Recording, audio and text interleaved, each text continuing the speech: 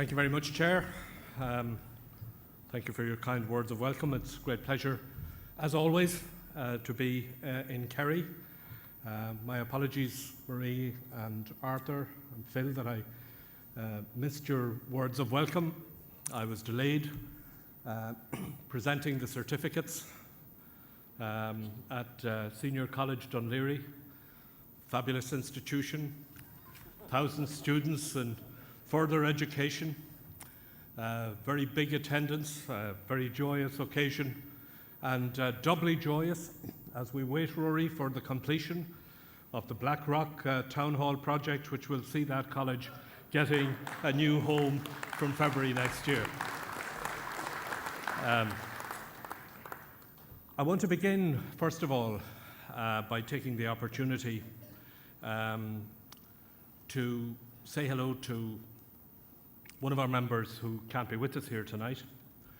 And I know that all of you will join with me in wishing our colleague, Senator Jimmy Hart, a good recovery, and our thoughts are with him and with his family.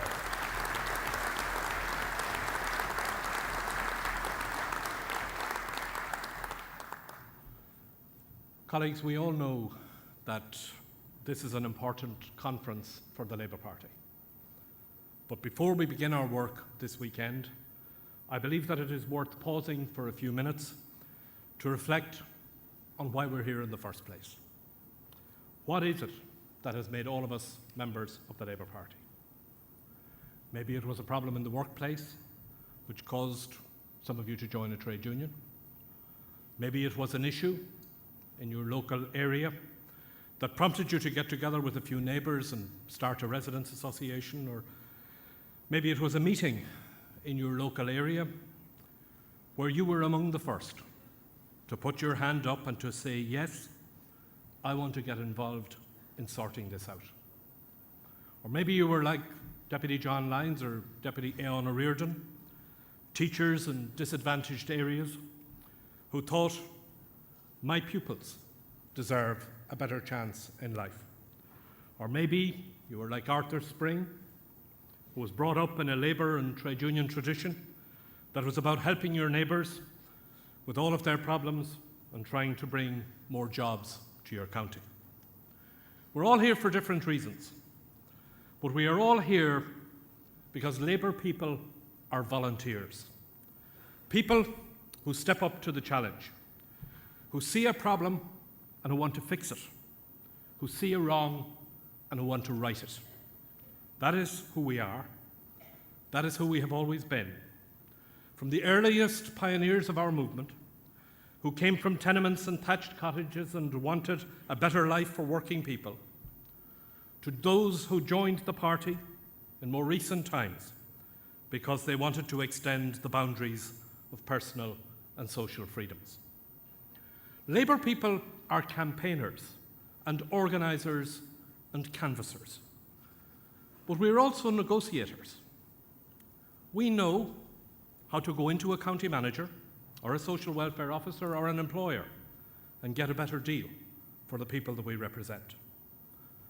We are not afraid of honourable compromise because we know when to come back a few weeks later and to start arguing for the next thing that we want for the people that we represent. That's the Labour method. That's who we are. People who believe in taking on responsibility, people who want to fix the problem. And in March of 2011, our country had a very big problem. Our country was broke. Fianna Fáil had handed its deeds over to the banks and handed control over to the Troika. And what did Labour do? Did we walk away? Did we turn our back on our country and seek the safe ground of opposition? We could have done. But that's not who we are. That's not in our DNA.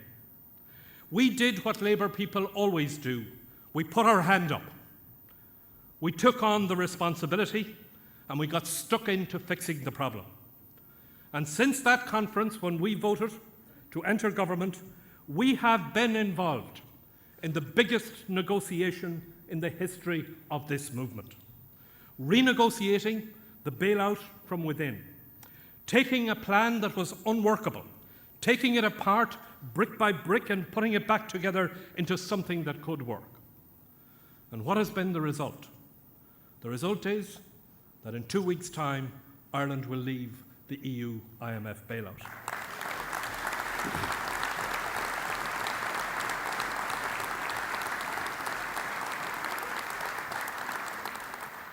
The result is that the Irish economy is growing again. The result is that whereas 3 years ago, 7,000 jobs were being lost every month and had been lost for every month for 3 years, we are now creating 1,200 net new jobs every week. 3 years ago, when the EU and the IMF arrived here, our critics believed that what we have now done was simply not possible. They didn't believe that we would exit the programme at the end of 2013, and some of our opponents at times seemed to hope that we wouldn't because they are happier exploiting the country's problems rather than solving them. We knew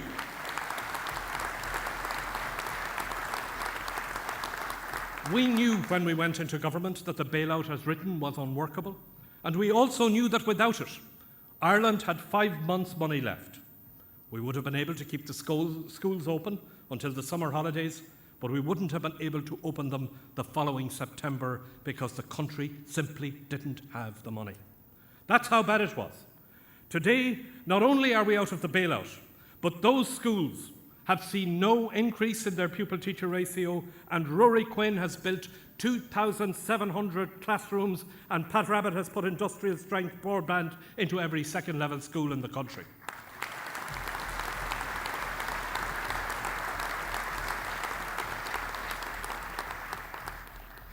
What would have happened if Labour had not got into government? The answer is that we would now be going into a second bailout, with more unsustainable debts, more job losses, less investment and more cuts. And what would the consequences of that have been for our country and for our people? Let me be the first one to acknowledge that it hasn't been easy. It hasn't been easy for our people, and it hasn't been easy for the Labour Party. It hasn't been easy for party members who have to defend the party and the decisions that the government has had to make. It hasn't been easy for our councillors and senators and deputies to go out and to defend the party. There have been times when we have been involved in long and difficult negotiations, such as the Anglo Promissory Note, when we haven't been able to say exactly what the government was doing about an issue, and that was really annoying people. But we did it because this party always has and always will put the country first. We put the country first because that is who we are. But let's also be absolutely clear about this. We have also put Labour values at the heart of everything we have done because Labour's way works. Yes, we've had to negotiate and sometimes we've had to compromise, and that's a normal part of politics. This is a coalition government and you don't always get everything you want. But we can stand over the decisions that we have made because we have always held true to our values and our belief. And the first value of this party is the value of work. Before we came to office, there was no strategy for jobs, and it was this government that brought in a plan within 100 days of coming to office that included the VAT cut for the hospitality sector and the Job Bridge Scheme, a programme that has gotten thousands of people into work. Joan Burton is reforming the welfare system so that a person's first day out of work will in future be their first day on the road back to employment.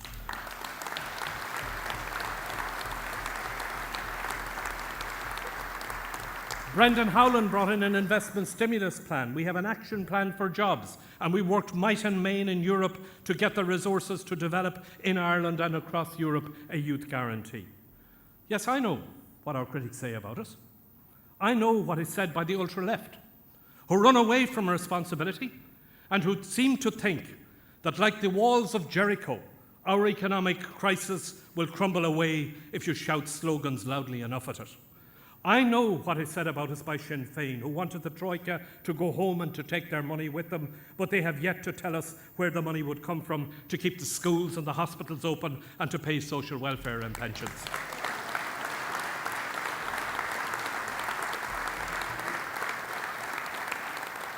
What is their answer? Delay the hard decisions? Load more debt onto our children? Drag out the agony of the people who have no jobs or who are stuck living day to day, watching every penny they spend and worrying about their debts? The one thing that this crisis proves, beyond all doubt, is that financial instability destroys jobs and hurts those who can least afford to bear it. Dealing with the problem, facing up to it, is what has brought us in the investment, is what has helped us to create the job, and what is now getting our economy moving again. We now have the second most progressive tax system in the OECD.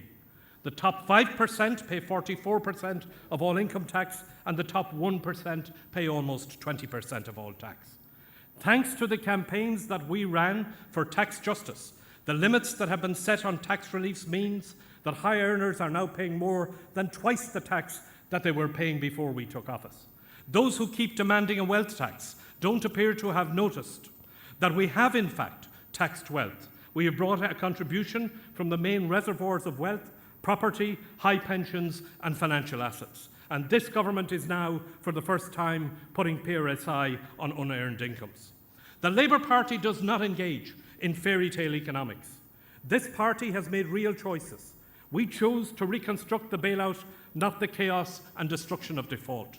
We chose to make hard decisions, not walk away and leave it to others. But we also choose to protect welfare rates. We choose to lift 330,000 low earners out of the USC net, and we also choose to restore the minimum wage and to reinstate the JLC system. The earth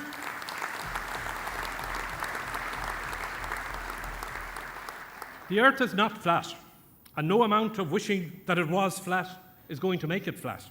So I say to our critics, if you have a problem with what we have done, then fine, but let's see your alternative. Don't let's deal in fairy tales.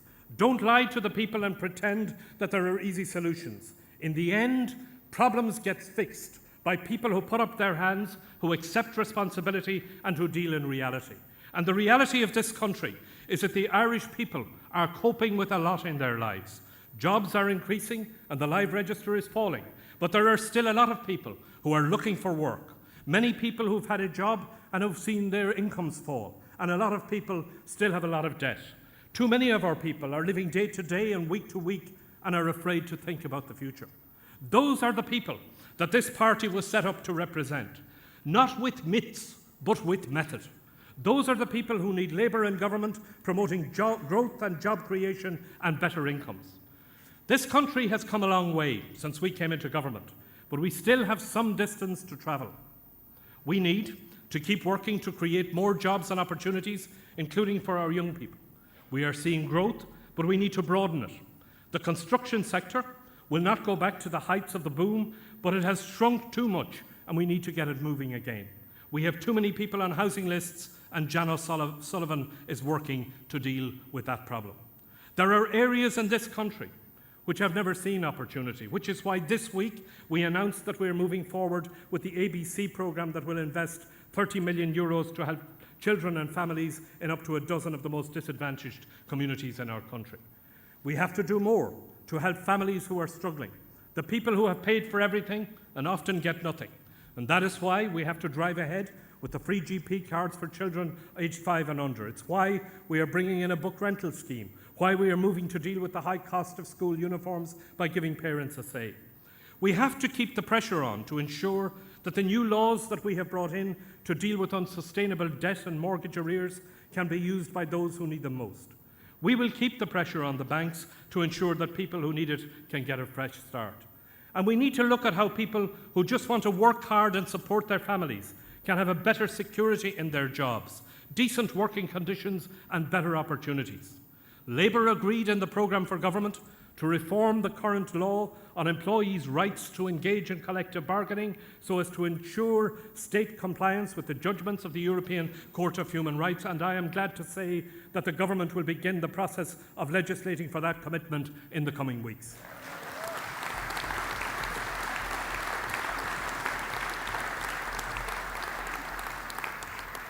I am proud of what this party has done in government. I am proud that after 20 years, we are the first government to deal with the X case and to make pregnancy safer for Irish women.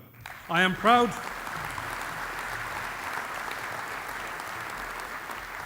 I am proud of the reforms that we have brought in to make this a more transparent and open country and to promote women in politics. I am proud of the fact that we are finally doing the right thing by the Magdalene women. And I am determined that this government and this party is going to fight and win a referendum on the right of gay people to marry. Our Labour conference this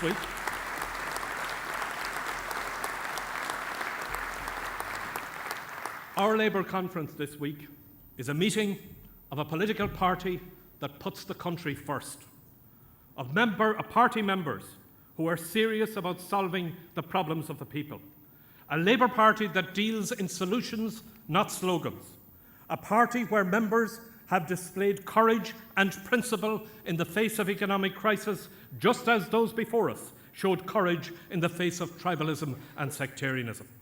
What we are doing is working. We are exiting the bailout. We are creating jobs, and we're doing it fairly. And what we need to do this weekend is to move it now to the next level, to talk about the policies that are going to make life better for the people that we represent, that are going to create opportunities for here and to ultimately to bring our people home, that are going to keep the recovery going. We need to talk about our vision of the future, of the Ireland that we want to create and the Ireland that Labour wants to shape in the future. Thank you very much indeed, and best of luck for the weekend.